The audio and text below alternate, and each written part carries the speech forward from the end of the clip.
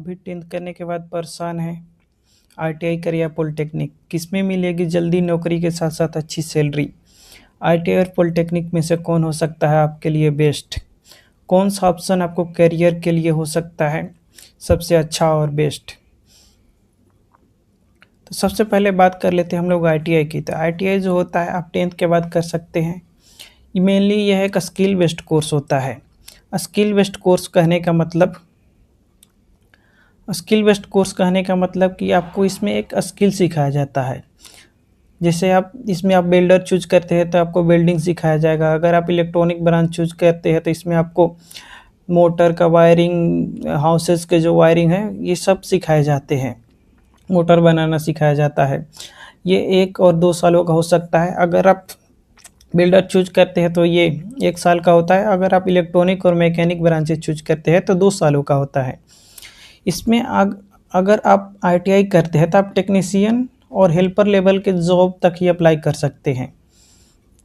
और इसमें जो होता है लेस गवर्नमेंट जॉब, जो मतलब कि बहुत कम ही वैकेंसी देखने को मिलती है आईटीआई वालों के लिए। और यहाँ बात करते हैं हम लोग पॉलिटेक्निक के लिए। तो आप 10th और 12th दोनों के बाद कर सकते हैं। 10th के बाद आप यदि करते हैं तो ये 3 सालों का होता है। अगर आप 12th के बाद लेटरल एंट्री के थ्रू जाते हैं तो ये 2 सालों का होता है। यह भी एक स्किल बेस्ड कोर्स होता है। इसमें भी आप अलग अलग ब्रांचेज में इनरोल करते हैं। जैसे कि आप इलेक्ट्रिकल ब्रांच में अगर इनरोल करते हैं, इलेक्ट्रिकल ब्रांच से एडमिशन लेते हैं तो आपको ट्रांसफार्मर, मशीन, ये सब आदि डिजाइन करना और बनाना सिखाया जाता है। अगर आप इलेक्ट्रॉनिक्स ब्रांच से अगर आप एडमिशन लेते हैं तो उसमें आपको जो है डायोड, ये सब के बारे में सिखाया जाता है।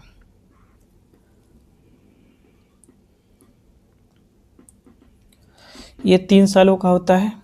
अगर आप 10th के बाद करें तो इसको करने के बाद मतलब कि पॉलिटेक्निक करने के बाद आप जेई लेवल के जॉब तक अप्लाई कर सकते हैं। जेई जूनियर इंजीनियर के लिए अप्लाई कर सकते हैं।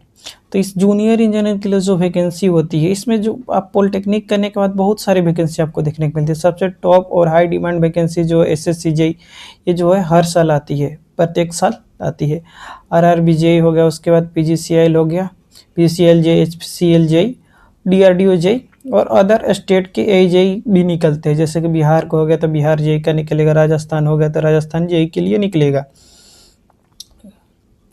और इसके अलावा हम लोग बात कर ले कि कौन से आईटीआई करने के बाद हमारी गवर्नमेंट जॉब में सैलरी कितनी होती है और पॉलिटेक्निक करने के बाद। तो आईटीआई करने के बाद आप चूँकि जॉब जो आपको लगती है हेल्पर और टेक्नीशियन लेवल की ही लगती है, तो इसमें सैलरी थोड़ी कम दिखने को मिलती है। 35,000 से 40,000 स्टार्टिंग होती है। पॉलिटेक्निक करने के बाद आपकी जो सैलरी होती है 60 से 70,000 के आसपास स्टार्टिंग होती है।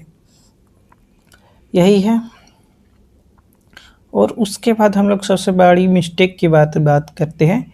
सबसे बड़ी मिस्टेक लोग क्या करते हैं, बहुत सारे बच्चे क्या करते हैं कि वो तो पहले 2 साल के लिए करेंगे आईटीआई, उसके बाद फिर डिप्लोमा में एडमिशन लेंगे। डिप्लोमा में अगर लेटरल एंट्री से लेंगे तो 2 साल के लिए, फिर 2 साल डिप्लोमा करेंगे तो टोटल हो गए उनके लिए 4 साल हो गए। टोटल 4 सालों का 10th के बाद डिप्लोमा हो गया उन लोगों का 4 सालों का।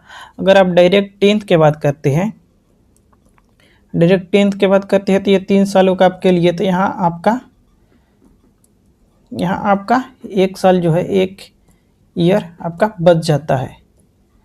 तो ये गलती आप नहीं करें, आप सोच समझ कर जो है अपना डिसीजन ले। बाकी जो होता है आईटीआई और पॉलिटेक्निक दोनों का अपना अपना अच्छा स्कोप है। अगर आप जल्दी जॉब लेना चाहते हैं और जल्दी अपने